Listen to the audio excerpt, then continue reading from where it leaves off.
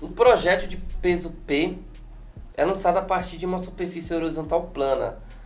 Considere que, durante todo o voo do projétil, sopra um vento contrário, na horizontal, aplicando ao projétil uma força horizontal constante de módulo P sobre 4. Sabendo-se que não há interferência do vento na direção vertical, de que ângulo com a superfície horizontal o projétil deve ser lançado de modo que a altura máxima alcançada pelo projétil seja igual ao seu alcance ao retornar ao solo. Essa questão é bem legal que ela foge um pouco do padrão de lançamento oblíquo. No caso, no lançamento oblíquo, para quem já está acostumado, a maioria das questões segue um roteiro, né? A gente decompõe a velocidade para poder analisar os movimentos de forma independente. Aí, direção vertical, o movimento é uniformemente variado. Horizontal, o movimento é uniforme, né? Aqui não.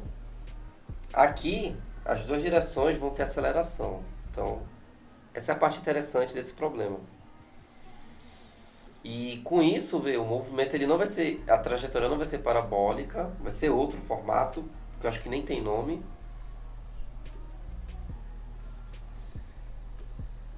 Então vamos lá.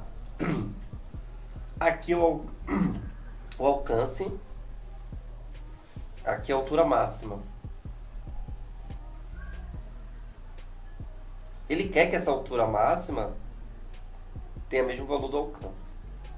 Tá. O objeto ele vai ser lançado segundo o ângulo θ, que é isso que ele quer. Então vou fazer até de azul, vou fazer de outra cor, porque é isso que ele quer, tá? Então, mesmo a gente vai continuar seguindo aquele raciocínio, aquele roteiro. Analisar os movimentos de forma independente, na direção vertical e na direção horizontal. Vamos começar pela direção vertical. Então, VY, VX, padrão, né? Padrão FIFA. Tá. Na direção vertical, vou até dividir aqui. Na direção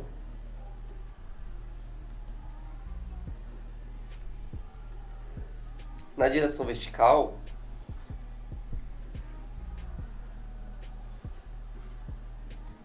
continua sendo igual a todas as outras questões clássicas, né, de lançamento. Continua sendo μv. Novamente, a gente vai analisar de forma independente.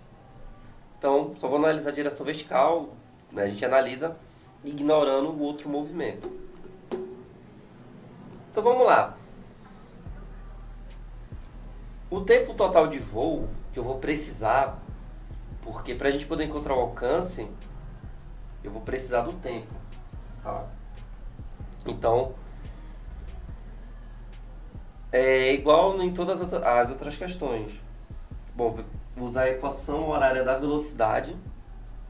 No ponto máximo não tem velocidade, né? Na altura máxima, então a velocidade final é zero. Velocidade inicial VY menos G vezes o tempo de subida, tá?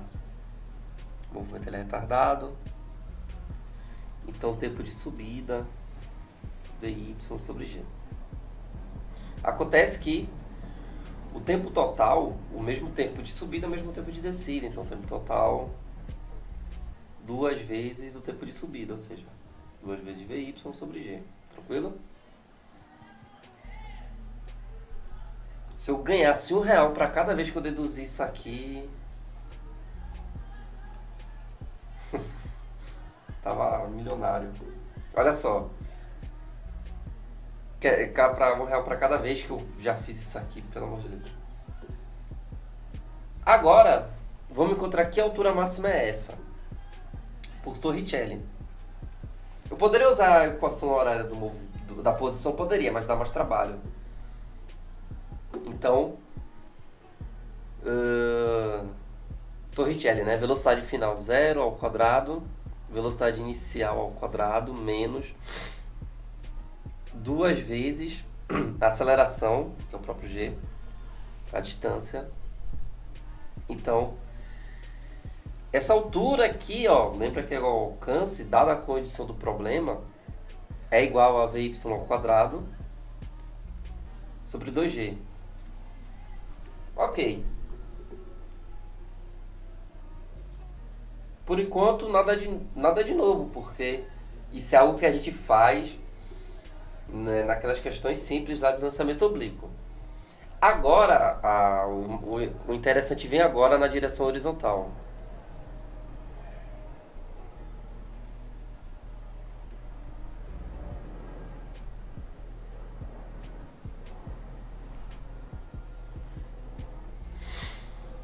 O interessante vai vir agora. Por quê? Ó, se você tem um bom domínio de movimento uniformemente variado e de dinâmica, isso aqui não tem nada de especial, porque tendo o domínio nesses dois assuntos, né, sabendo relacionar, isso aqui é bem simples, beleza? Não é difícil. Quem é que vai ter dificuldade nisso aqui? Agora a verdade dói, mas precisa ser dita. Quem é que vai ter dificuldade nisso aqui? Vai ter dificuldade nisso aqui quem decorou esse roteiro. Aquele roteiro de, por exemplo, o que eu fiz na direção vertical. Velocidade final zero, velocidade inicial y, menos g vezes ts, né? No caso, decompõe, faz essas coisas sem pensar no que está fazendo.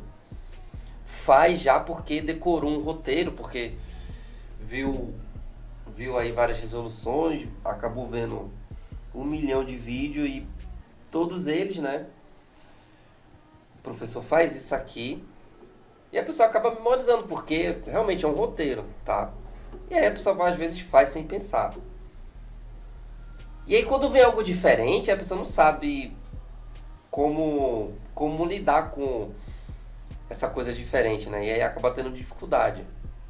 Por isso que é importante você entender cada passo que você toma durante uma resolução. O porquê, entender todos os motivos por trás de você estar escrevendo aquilo e não simplesmente faz porque sim, porque foi o que viu numa resolução, foi o que viu no livro, tá? Então é o seguinte, vamos lá.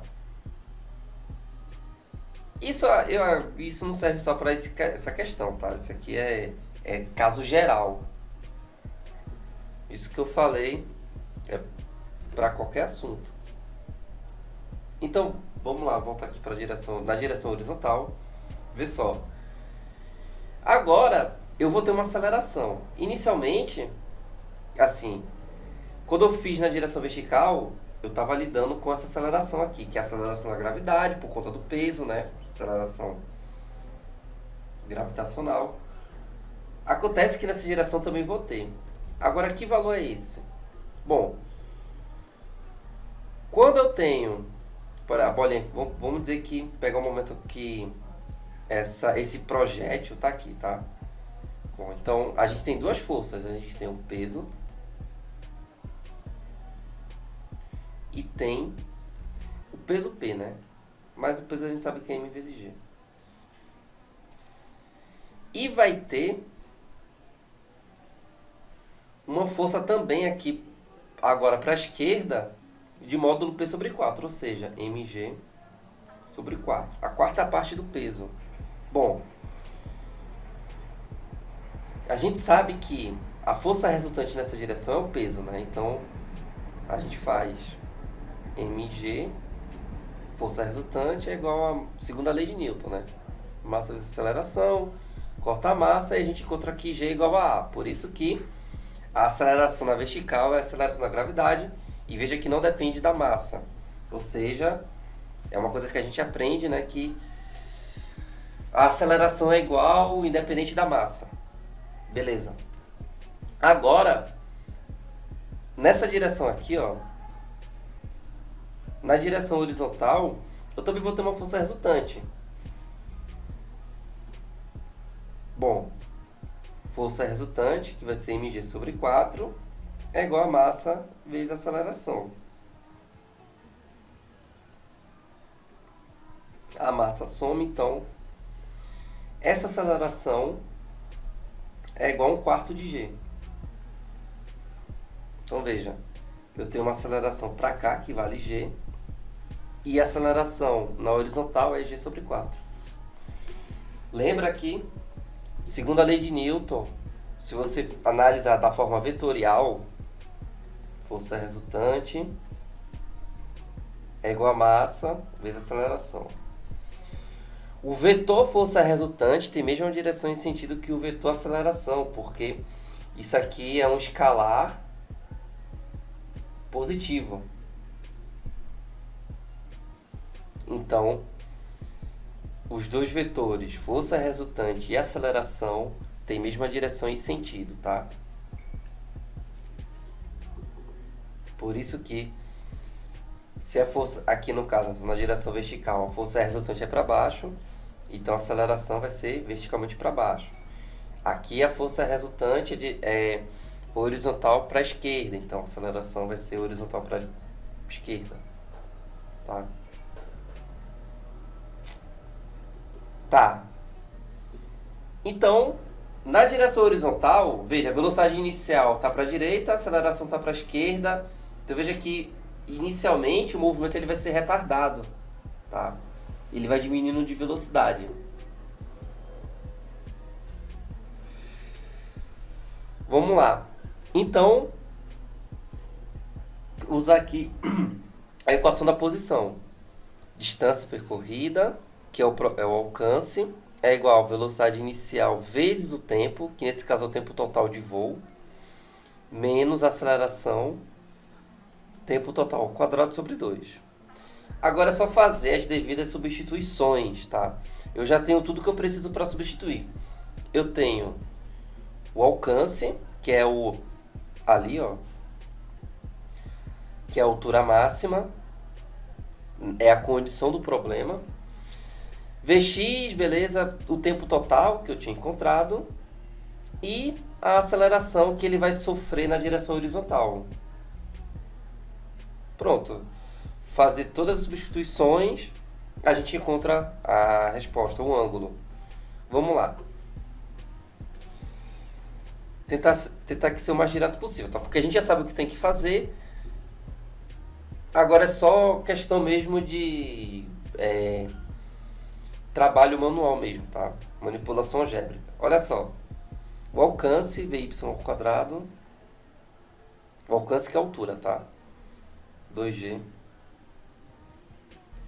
Então, Vx vezes o tempo total, que é 2 Vy sobre g, menos a aceleração, que é 1/4 da aceleração da gravidade, vezes o tempo total ao quadrado, isso aqui tudo ao quadrado, 4Vy ao quadrado sobre g ao quadrado dividido por 2, que é multiplicado, mesma coisa que multiplicar por o meio, tá? O que é que eu posso fazer aqui para simplificar? Isso aqui tem um 4, tem um 4, esse G.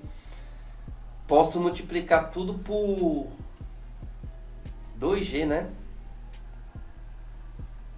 Se eu multiplicar tudo por 2G,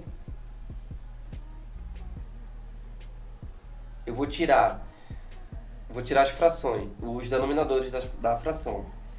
Então vai ficar Vy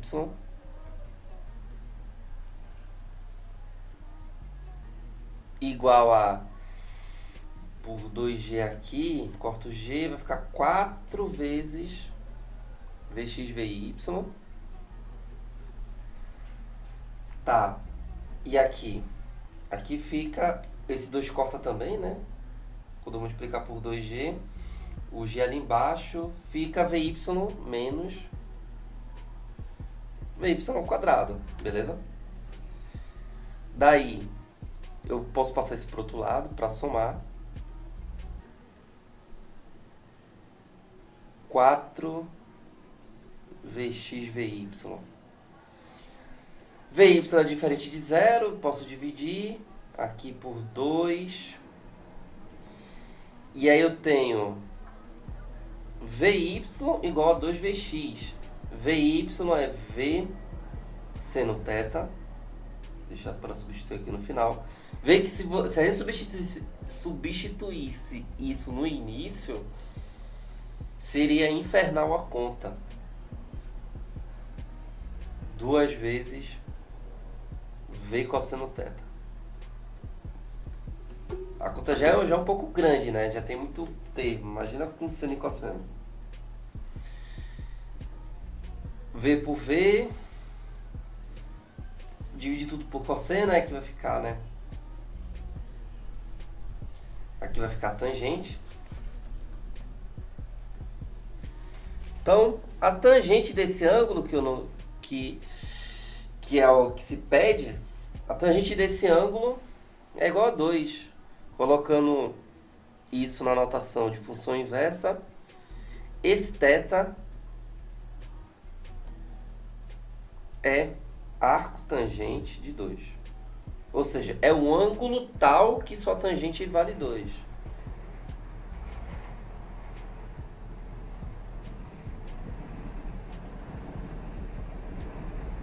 Letra A.